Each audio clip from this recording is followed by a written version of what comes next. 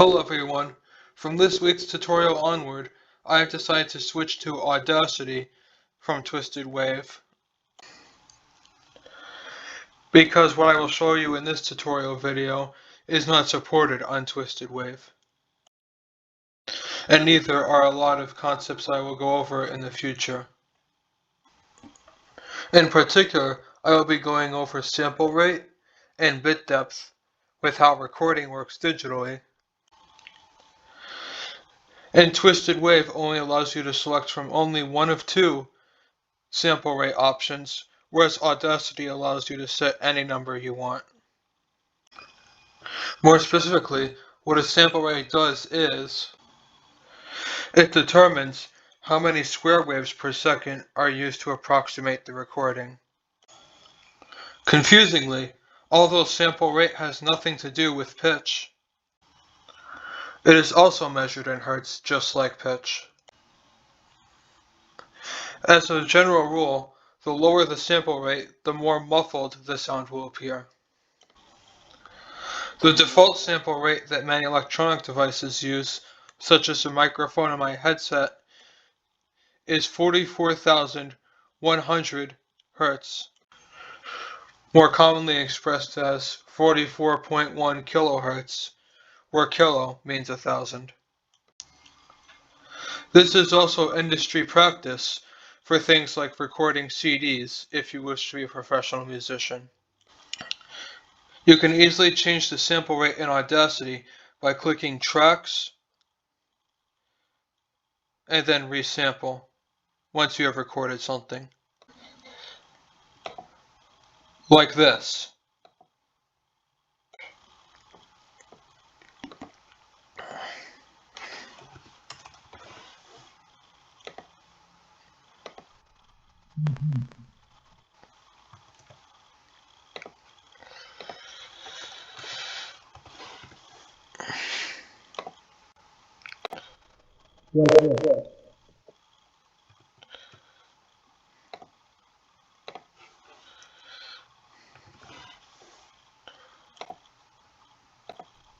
Like this.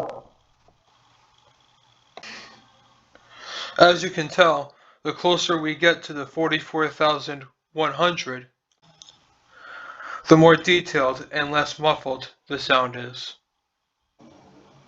Now that I've demonstrated how sample rate works, I can move on to the other part of digital recording, which is bit depth.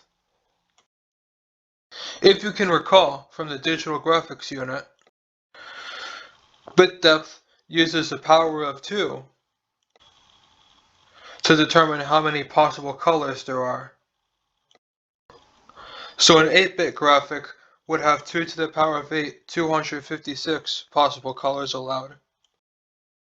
I bring this up because bit depth in audio uses very similar logic. In audio, the bit depth determines the possible number of volumes. So an 8-bit track would have 256 levels of volume possible. As you may be already able to notice, the default bit depth when recording is at 32 bits. Which, going back to the graphics analogy, is similar to how modern graphics are 32-bit. For the most detailed and realistic graphics possible. However, unlike graphic files, audio files will approximate the volume levels that are not supported in the bit depth rather than simply cutting them out, the way that graphic files cut out excessive colors. This means that the lower your bit depth, the more rounding there is, which comes up as a sort of static noise in the audio file.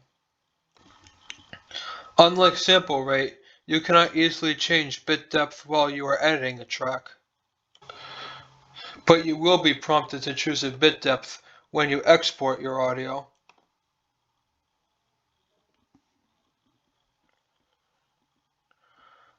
Like so, at the encoding option at the bottom of the dialog box.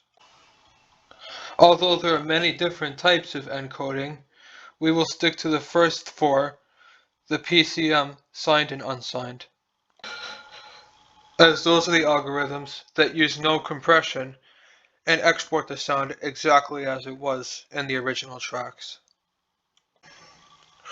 For that same exact reason, i.e. not using compression, we should save the file type as WAV. Because just like with JPEG, the other file formats, MP3, OGG Vorbis, etc., will lose some of the audio data permanently. As you can guess, the greater the bit depth, the greater the file size, and also, the greater the sample rate, the greater the file size. Because there is more binary bits, i.e. square waves, the greater the sample rate. Because file size would get really huge at 32-bit depth, audio tracks sampled 44,100 times per second. It is generally exported as 8-bit or 16-bit audio, rather than keeping it fully 32-bit. Join me in next week's tutorial, where I will discuss other forms of audio encoding, such as ones that do use compression, and how MP3 and OGG Vorbis files use compression to save space without cutting down on the track. Don't forget to subscribe if you found this video informative, and make sure to see other tutorial videos, and follow me on either Facebook or Twitter for more content.